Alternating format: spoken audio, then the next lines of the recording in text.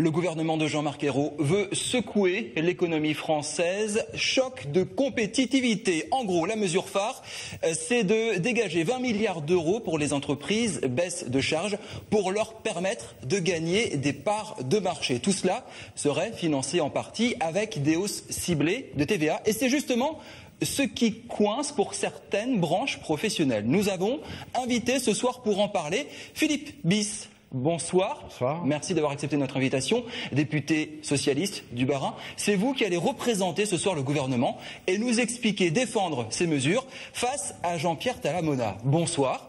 Bonsoir. Vous représentez ce soir les métiers du bâtiment, la Fédération française du bâtiment Alsace. Si je ne me trompe pas, c'est quand même 40 000 emplois, c'est ça, dans la région? La Fédération française du bâtiment Alsace, c'est 36 000 emplois en région.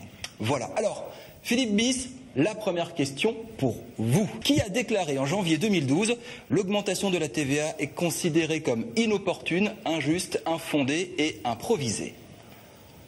Alors, je pense qu'il doit s'agir probablement de François Hollande. Bravo. Bravo. Alors, qu'est-ce qui s'est passé entre janvier 2012, où il avait décidé que la hausse de la TVA était inopportune, et aujourd'hui? Alors, il s'est passé que nous ne parlons pas tout à fait de la même chose. À l'époque où François Hollande s'exprimait, il parlait de cette fameuse TVA sociale, qui était une hausse uniforme de la TVA. Là, nous sommes sur quelque chose de différent, puisque la TVA sur les produits de première nécessité baisse. Elle passe de 5,5% à 5%. La TVA intermédiaire augmente de 7 à 10% et les métiers du bâtiment sont concernés par cette hausse. Et la TVA la plus connue, celle à 19,6, passe de 19,6 à 20%, c'est-à-dire une hausse 4 fois inférieure à celle que prévoyait Nicolas Sarkozy. Donc, il faut remettre les choses à l'endroit. Il ne parlait pas de la même chose. Alors, il ne parlait pas de la même chose. On augmente la TVA quand même, Jean-Pierre Talamona, pour le bâtiment en 2014. 10%, c'est ce qui est programmé et c'est ce qui aujourd'hui vous pose au moins question. C'est ça, c'est pour ça que vous êtes là ce soir. Ça ne vous plaît pas forcément, cette hausse de la TVA? Oui, bien sûr. Donc la hausse de TVA ne nous pose pas de problème fondamental.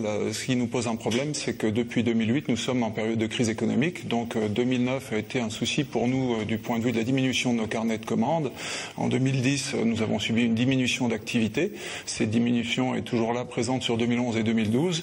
À partir de 2012, nos entreprises ont commencé à souffrir en trésorerie. Donc la mise en place, l'augmentation d'une TVA qui était à 5,5 il y a 2 ans, qui passe à 7% et qui passe aujourd'hui à 10%, nous pose un problème dans la mesure où elle va stimuler finalement de nouveau le travail au noir et une certaine forme de concurrence déloyale qui va fragiliser encore plus nos entreprises. Est-ce que c'est un argument que vous entendez, ça, par exemple? Quand vous avez étudié toutes ces possibilités de financement pour le choc de compétitivité, est-ce que vous vous êtes dit, oui, on va augmenter ça, mais ça risque de causer le travail au noir, comme l'explique Talamona? Je ne suis pas au gouvernement. Oui, vous représentez le gouvernement, évidemment. Que député, et d'ailleurs, toutes ces mesures vont faire l'objet d'un débat à l'Assemblée, et très probablement qu'un certain nombre de modifications seront apportées aux annonces faites par Jean-Marc Ayrault. Est-ce que cet argument de dire nos entreprises sont malades, n'augmentez pas la TVA, vous l'entendez?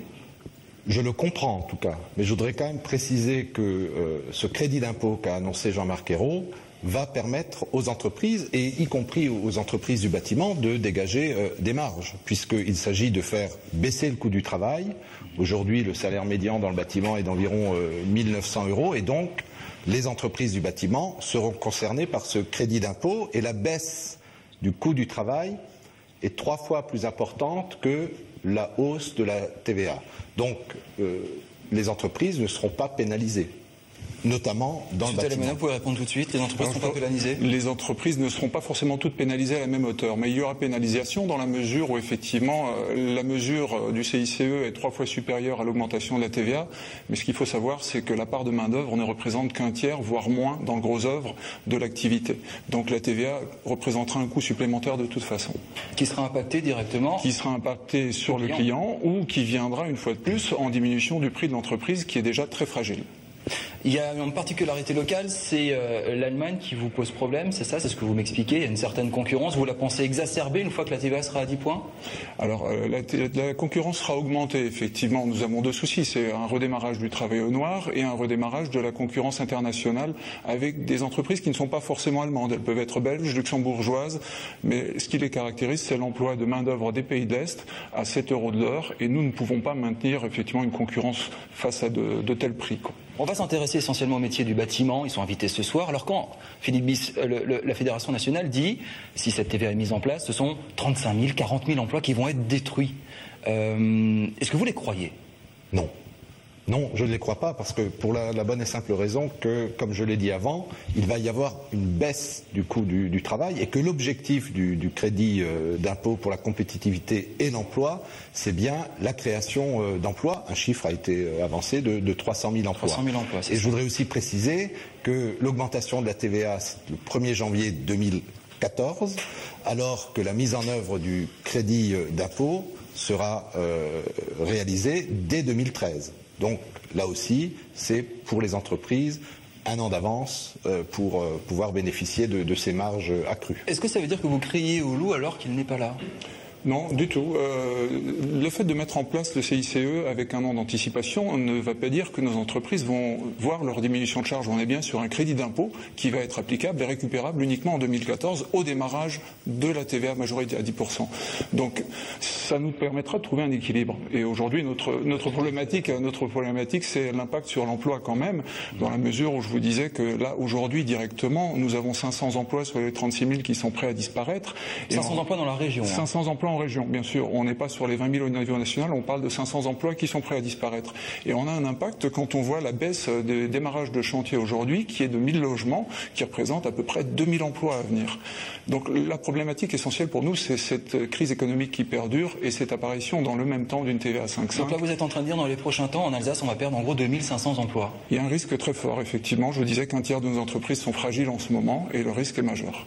Et là, le député du Bas-Rhin, il réagit comment? 2500 emplois, c'est pas rien aujourd'hui. Évidemment, je suis d'autant plus conscient de ces difficultés que je préside moi-même 2 bailleurs sociaux qui sont des pourvoyeurs en chantier, notamment à Strasbourg, pourvoyeurs d'emplois importants, puisque nous réalisons vous avez la main lourde quand on dit qu'il y a moins de logements.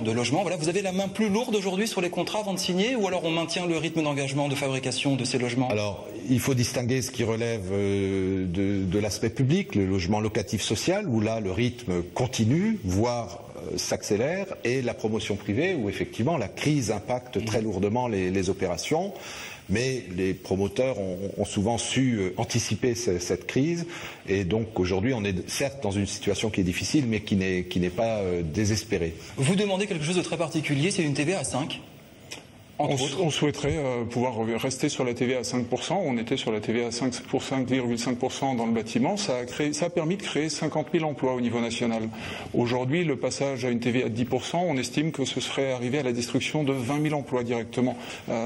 Donc la Fédération française du bâtiment demande clairement effectivement à être dans les taux de TVA de 5,5 sur le marché de la rénovation. Philippe, vous voulez répondre? Moi, très franchement, j'entends cette demande. Les professions du bâtiment font cette demande. Les restaurateurs font évidemment la même demande. Oui. Mais je voudrais rappeler le contexte dans lequel nous nous situons. Il y a eu ce fameux rapport Gallois qui a quand même décrit une situation économique, des difficultés dans tout ce qu'on appelle la compétitivité. Alors il y a le coût du travail, c'est la compétitivité coût, sans être trop technique, mais il y a aussi tout ce qui est hors coût, l'innovation, la recherche. Et donc on est là dans quelque chose qui demande des efforts à tout le monde, aux entreprises, mais qui devraient en tirer les fruits, mais également aux ménages, puisque la TVA va augmenter, certes modestement, mais elle va quand même augmenter. Et donc c'est ces efforts demandés aux uns et aux autres, équitablement, qui doivent permettre de sortir... Pardon ? Ça, je veux dire qu'il y en a qui ne joueraient pas vraiment le jeu, on n'est pas dans du réflexe corporatiste, non, là on n'a pas envie... je crois que chacun essaye effectivement de défendre son secteur, et c'est normal, le contraire serait étonnant, mais on est dans quelque chose qui nécessite la solidarité des uns et des autres, après que dans la discussion parlementaire, on puisse effectivement apporter, comme je l'ai déjà dit, des modifications aux propositions de François Hollande, de Jean-Marc Ayrault, ça me semble évident. Ça vous rassure ? Quand Philippe vous dit c'est pas ficelé, ça peut encore évoluer? Ça nous rassure, on a encore un peu de délai pour améliorer le système, pour être plus performant. Nous, de notre côté, dans le même temps, on travaille effectivement à la lutte de ce travail illégal et de ce travail dissimulé, qui est quand même finalement un des points clés aussi. On a la crise économique, on a ce travail dissimulé, qui fragilise grandement nos entreprises. J'appelle sur le plateau de Patrick Cathodique Mathieu Chanvillard. Chaque semaine, il vient nous gratifier de son billet d'humeur et d'humour. Salut Mathieu. Bonjour Tanguy. Alors vous, le choc de compétitivité, la hausse de la TVA, ça vous a donné quelques idées. Ouais, alors je vous écoute depuis le début. Bon, c'est parfois un peu technique quand on n'est pas spécialiste comme vous, Tanguy. Mais je pense que j'ai quand même compris l'essentiel. En fait, ce qui manque, c'est du boulot, c'est des chantiers, c'est des trucs à construire en fait. Ce qu'il faut leur donner, c'est du béton, c'est des grues, c'est des gros camions. Une TVA à 5, 7 ou 10 points à la limite, peu importe. Il faut des trucs à construire, utiles ou pas utiles en fait. Ça, on verra plus tard. C'est la crise, on va quand même pas s'emmerder avec des détails. Non, puis bon, de toute façon en Alsace, on est un peu spécialiste pour construire des trucs qui servent à rien, du mur païen au bioscope, en passant par la ligne Maginot. On a quand même un sacré palmarès, mais au moins ça fait des emplois pendant qu'on construit. Et puis, quitte à aller chercher, comme il faut continuer, des exemples à l'étranger. Les États-Unis, par exemple, ont construit un mur à leur frontière avec le Mexique. Depuis le temps qu'on parle en Alsace d'en bâtir un pour nous séparer de la Lorraine, c'est peut-être le moment. Pourquoi pas? Au moins, ça fait des emplois. Non, ce qu'il faut, c'est clair, c'est des chantiers conséquents, des trucs d'envergure. Puis là, j'ai un bon exemple. Je vais d'ailleurs prendre un peu la défense de Philippe Bis, parce que je suis dans un bon jour. C'est pas tout à fait gratuit, mais bon, on s'arrangera. Je vous ferai une ristourne sur la TVA, vous verrez. Je suis lorrain. En plus, effacez le passage sur le mur. Non, regardez ce qu'il a fait à Strasbourg, dans la ville dont il est, où est sa circonscription, avec le maire, Roland Ris. Ils avaient un grand projet pour le quartier Rive-Étoile. Rien que le nom, je trouve ça génial. Ça me fait penser à un truc de la NASA, c'est super. L'idée, c'était de construire une tour de 100 mètres de haut. Alors là, monsieur Talamona, génial, 100 mètres de haut, des dizaines d'emplois, des centaines d'emplois pendant des mois, là c'est champagne, on est d'accord, quoi. Mais bon, ça, comme d'habitude, il y a eu des discussions, des protestations, c'était trop, ça allait faire de l'ombre à la cathédrale, madame Muckensturm verrait plus la forêt noire depuis son balcon, etc., etc. Résultat, concertation, puis comme on est à Strasbourg, ça prend à peu près 2 ans, 7 mois, 3 semaines, et 4 jours de concertation réglementaire. Le projet a été à peu près abandonné, patatras. Tout s'écroule avant même d'avoir été construit. Monsieur Talamona déprime, même pas une tour du haut de laquelle se jeter. Mais non, parce que le nouveau projet qui le remplace a été dévoilé cette semaine. Et là, magie de la métamorphose. Plus de tours, fini la tour de 100 mètres, mais à la place, 3 tours de 50 mètres. 3 fois 50, 150, 50% de tours en plus à construire, 50% de boulot en plus, c'est parfait, merci qui? Non, franchement, le vrai problème apparemment, trouver des solutions, tout ça, je pense qu'on, comme dit avec cet exemple-là, on va y arriver tous ensemble. On peut trouver des trucs, on a bien multiplié les pins et les tours, on peut bien multiplier les briques et les carreaux de carrelage. Non, diviser les taxes, ça je sais pas, je vous laisse encore en parler. Non, le vrai choc de compétitivité, ce sera quand moi je saurai me servir d'une perceuse.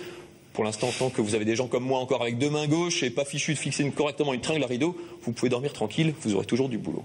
Merci beaucoup Mathieu. Une réaction, M. Talamona? Une réaction, oui, dans la mesure où effectivement on parlait de travaux inutiles. Ce qu'il faut savoir, c'est qu'actuellement les bailleurs sociaux, la Réal a comptabilisé 33 000 demandes de logement en attente au niveau des bailleurs sociaux. Donc le besoin en logement est là, on n'est pas effectivement dans des logements inutiles. La demande est très forte à Strasbourg. Aujourd'hui, effectivement, l'ACUS tire l'activité de toute l'Alsace. 50% des travaux alsaciens du bâtiment sont sur l'ACUS. On est dans une situation qui est totalement anormale. On a moins 20%. On traite de bétonneurs, régulièrement. Voilà. Donc le bâtiment vous remercie. On dit merci à Philippe pour les 3 tours de 150 mètres en tout. Je ne sais pas, il faudra compter les logements plutôt que de compter les tours. 180 logements. 180 logements pour ce projet qui doit voir le jour en 2000 Entre 2014 et 2018 pour la 3e tour. Merci beaucoup Philippe Bis, merci beaucoup Jean-Pierre Talamona. À la semaine prochaine, Mathieu.